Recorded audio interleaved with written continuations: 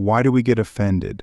What is it about someone else's words, actions, or expressions that can stir such a deep emotional reaction within us?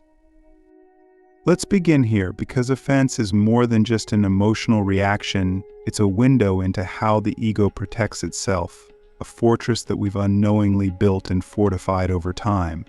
At its core, offense is the ego flinching. It's a defense mechanism, an alarm that gets triggered when something external challenges the story we tell ourselves about who we are, what we stand for, or how the world should be. But why does the ego care so much about preserving these stories? It's because the ego thrives on identity. It clings to labels, roles, beliefs, and narratives to maintain a sense of me.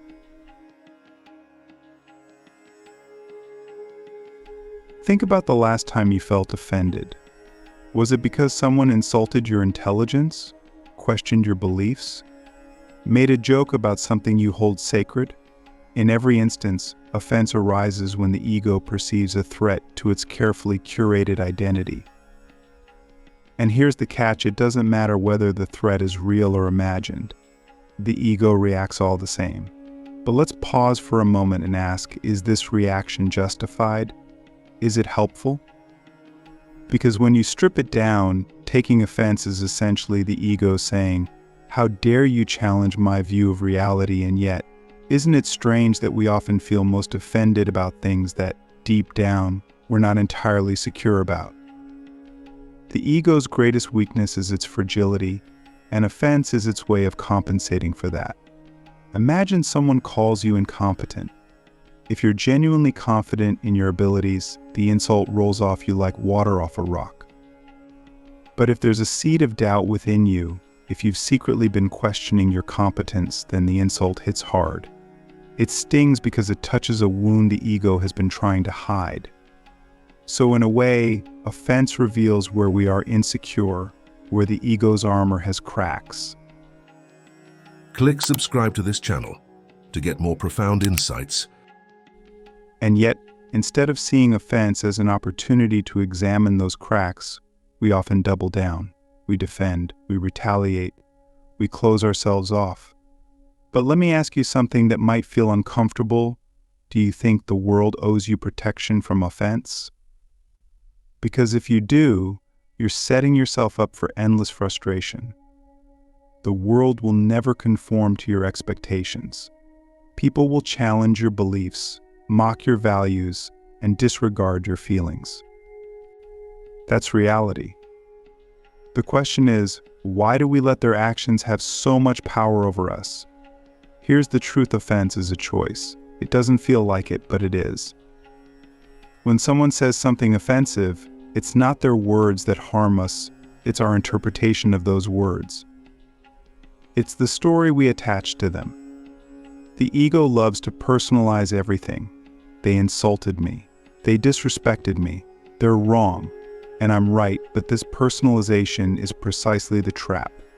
It keeps us stuck in a cycle of reaction, where our sense of peace is constantly at the mercy of others.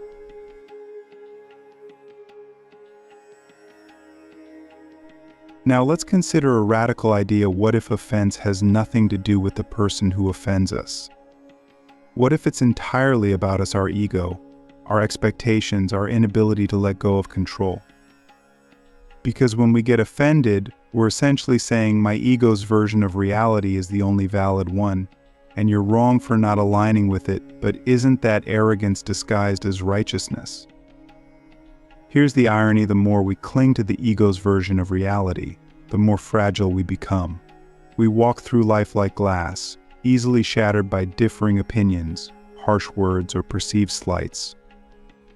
And yet, we label this fragility as sensitivity, as if it's a virtue to be so easily hurt. But is it truly virtuous to let the ego dictate our emotional state? Is it wise to let the ego convince us that the world must accommodate our preferences?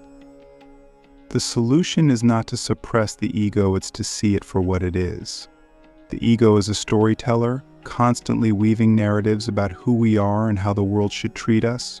But these narratives are not the truth. They're constructs.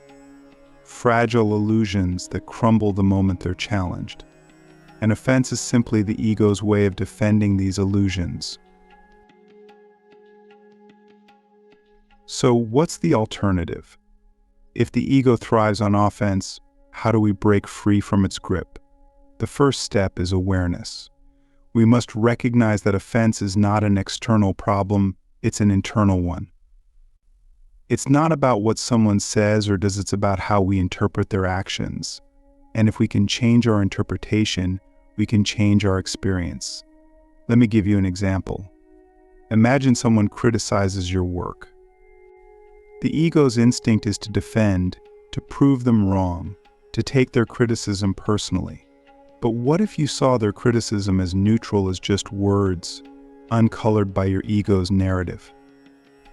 What if, instead of reacting, you paused and asked, is there any truth in what they're saying? And even if there isn't, why does this bother me so much? This pause is where freedom begins. It's in that moment of reflection, when you step back from the ego's knee-jerk reaction, that you realize offense is not a necessity. It's a habit. And like any habit, it can be unlearned.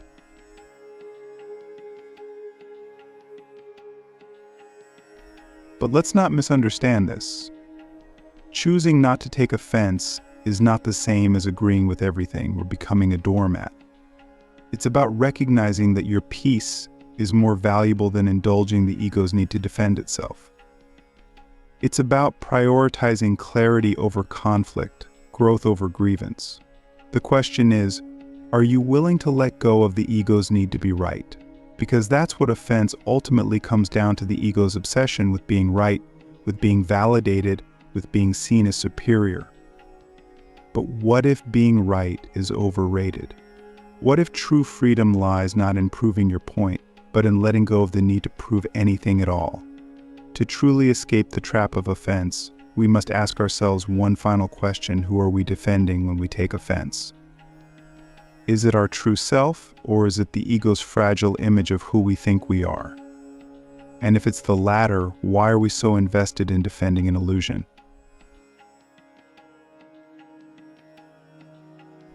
Let's take this deeper.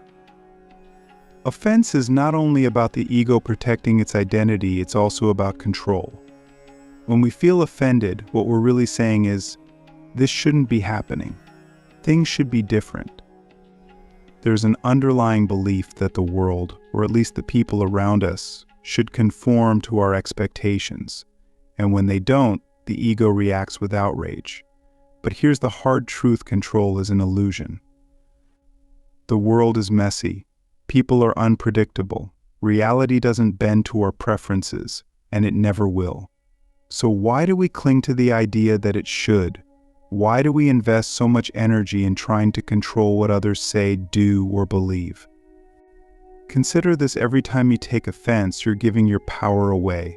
You're saying, my peace depends on you behaving in a certain way. Think about how absurd that is. Why should your emotional state be tied to someone else's actions, especially actions that you have no control over? And yet, that's exactly what the ego does. It externalizes responsibility. It says, I'm upset because of you, instead of taking ownership of its own reactions.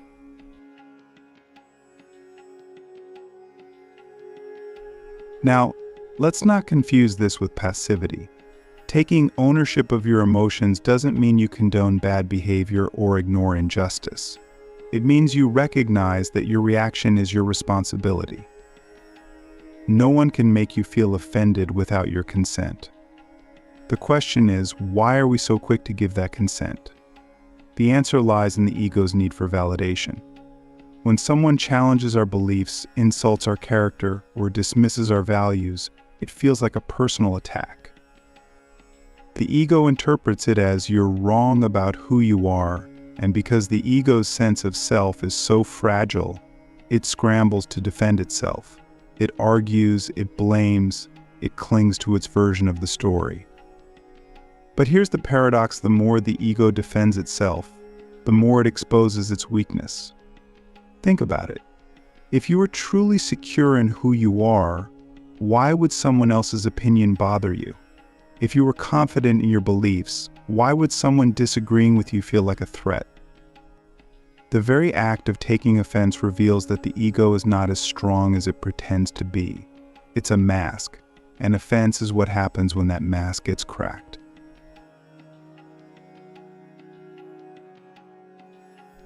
But let's go even deeper. Why do we want to control others in the first place? Why do we feel the need to correct them, to make them see things our way? The ego tells us it's because we're right, because we know better, because the world would be a better place if only people thought like us. But isn't that just arrogance dressed up as concern? The truth is, the need to control others comes from fear. Fear that if we don't assert ourselves, we'll lose something: respect, authority, identity. Fear that if we don't push back, the world will spiral into chaos. But here's the irony: the more we try to control others, the more out of control we feel. Why? Because control is impossible. You can't control what people think. You can't control what they say. You can't control how they behave. So what's the alternative? If trying to control others only leads to frustration, how do we let go of this need? The answer is acceptance. And let me be clear, acceptance is not the same as agreement. Accepting reality doesn't mean you agree with everything that happens or resign yourself to passivity. It means you stop resisting what is. It means you stop fighting the fact that people are flawed, that they'll say things you don't like, that the world won't always align with your preferences. But here's the catch: acceptance requires humility. It requires admitting that you don't have all the answers, that your perspective is not the ultimate truth. And the ego hates this. The ego thrives on certainty, on being right, on feeling superior. Acceptance threatens all of that. It says you don't have to like this, but you do have to face it. Let me give you an example. Imagine someone criticizes your deeply held beliefs. The ego's instinct is to argue, to prove them wrong, to defend your position at all costs.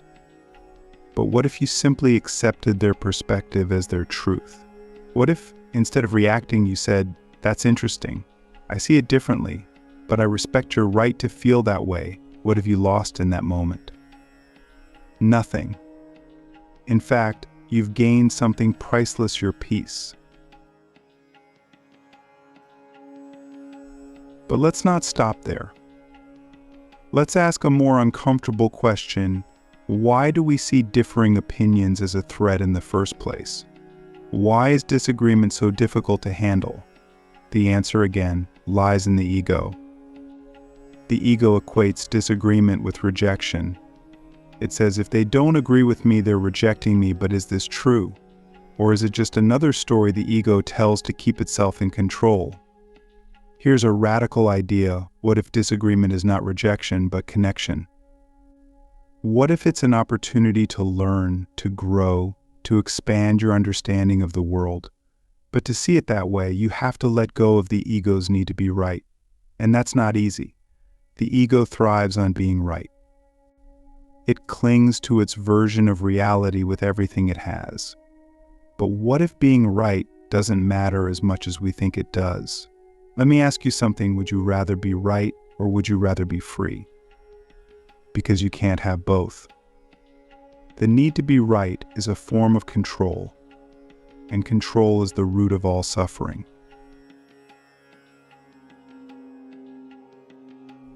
The more you try to control others, the more trapped you become, trapped in your expectations, trapped in your reactions, trapped in the endless cycle of offense. So how do we break free from this trap? How do we let go of the need to control others and the world around us? The first step is to recognize the illusion of control. You can't control what others do, but you can control how you respond. You can't control what others think, but you can control how much power you give their opinions. And this is where true freedom begins, not in changing the world, but in changing your relationship to it. When you stop trying to control everything, you create space for acceptance. When you stop taking everything personally, you create space for understanding. And when you let go of the ego's need to defend itself, you create space for peace. But let's be real, this is not easy. Letting go of control feels like losing something, like giving up a part of yourself. But what are you really giving up? An illusion, a story, a habit of mind that has only brought you suffering. The question is, are you willing to trade that illusion for something real? Are you willing to let go of the ego's need to control, to defend, to be right, in exchange for a life of freedom and peace? If you've stayed with me this far, there's a question worth asking: why does offense feel so personal? Why does it sting so deeply, as if an insult or a challenge is aimed directly at the core of who we are? And why does it often linger, replaying in our minds long after the moment has passed? Offense is not just an emotional reaction, it's a reflection. It exposes what we hold sacred, what we cling to, and most importantly, what we fear. When someone offends us, they unknowingly hold up a mirror that reflects back the parts of ourselves we're most uncomfortable with. This is why offense is so powerful. It forces us to confront what we usually avoid. Take a moment to think about the things that offend you most.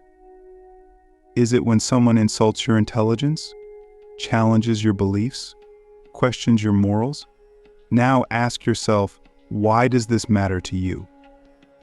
Why does this specific thing provoke such a strong reaction?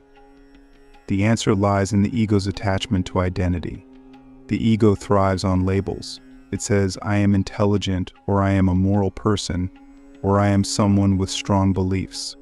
These labels become the foundation of how we see ourselves. But the moment someone questions or contradicts them, the ego panics. It feels as if the very ground beneath it is being shaken. And so offense arises not because of the external challenge, but because of the ego's internal insecurity. Here's the uncomfortable truth: the things that offend us most are often the things we're least secure about. If someone tells you that you're bad at something you know you're exceptional at, you're unlikely to feel offended. But if they touch on something you secretly doubt about yourself, the reaction is immediate and intense. So what does this tell us? It tells us that offense is never really about the other person. It's about us. It's about the stories we've told ourselves, the insecurities we've buried, and the identities we've built around those stories and insecurities. In this way, offense is not a problem, it's a teacher. It points directly to the places where we're not free. But here's the challenge: most of us don't want to learn from offense. We want to avoid it, suppress it, or retaliate against it. The ego doesn't want to be exposed. It doesn't want to admit that its outrage is a cover for something deeper. And so, instead of looking inward, we project outward. We blame the person who offended us. We label them as rude, ignorant, or disrespectful. We make it about them, not us. But let's pause and ask, what if offense is an opportunity? What if, instead of reacting to it, we used it as a tool for self-discovery? What if every time we felt offended, we asked ourselves, why does this bother me? What part of me feels threatened? And what does this reveal about the story I'm telling myself? This is not easy work. It requires humility, honesty, and a willingness to face uncomfortable truths. But it's also where transformation begins. Because when you see offense for what it is, a reflection of the ego, you can begin to free yourself from its grip. Let's take an example. Imagine someone challenges your political beliefs. The ego's instinct is to argue, to defend your position, to prove them wrong. But what if you paused and asked yourself, why do I feel the need to defend this so strongly? What would it mean if they're right, or if I'm wrong? And why does that scare me? You might discover that your political beliefs are not just ideas, they're part of your identity. They're tied to your sense of self-worth, your sense of belonging, your sense of being good or right, and when someone challenges them, It feels like they're not just challenging your ideas, they're challenging you. But here's the thing, your beliefs are not you. Your identity is not you. The ego wants you to think they are because it thrives on attachment. But the moment you realize that you are not your beliefs, something shifts. The offense loses its power. The other person's words are no longer a threat. They're just words. This doesn't mean you stop caring about your beliefs. It doesn't mean you stop standing up for what you think is right. But it does mean you stop taking challenges personally. You stop letting the ego turn every disagreement into a threat to your identity. And in doing so, you find a freedom that the ego can never offer. But let's go deeper.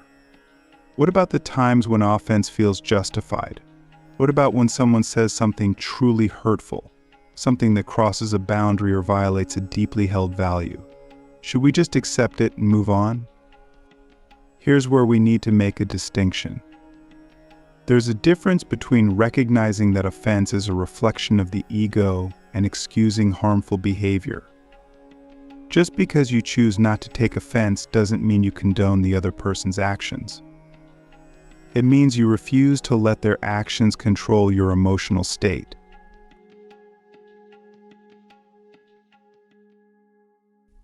This is where true strength lies, not in reacting with outrage, but in responding with clarity.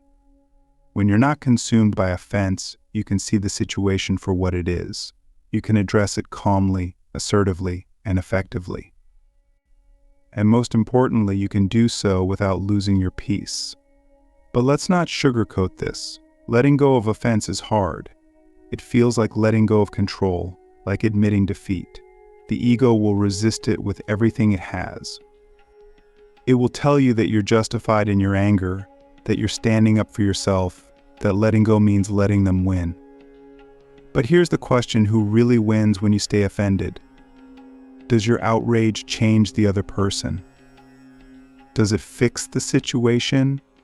Or does it just keep you stuck in a state of tension, resentment, and inner conflict? The ego wants you to believe that offense is power. But the truth is, offense is weakness. It's a sign that the ego has been triggered, that it feels threatened, that it's trying to protect something it doesn't want to let go of. True power lies in the ability to choose your response. To say, I see what's happening here. I see my ego reacting. But I don't have to follow it. I don't have to let it control me, and this is where freedom begins, not in changing the world, but in changing your relationship to it. When you stop taking offense, you reclaim your power. You stop giving others control over your emotions. You stop letting the ego dictate your experience. But let me ask you something: are you ready for that kind of freedom? Because it's not easy.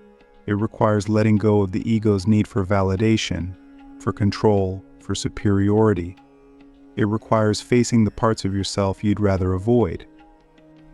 But if you're willing to do that, if you're willing to see offense not as a problem but as a teacher, then you open the door to something far greater than the ego could ever offer: peace.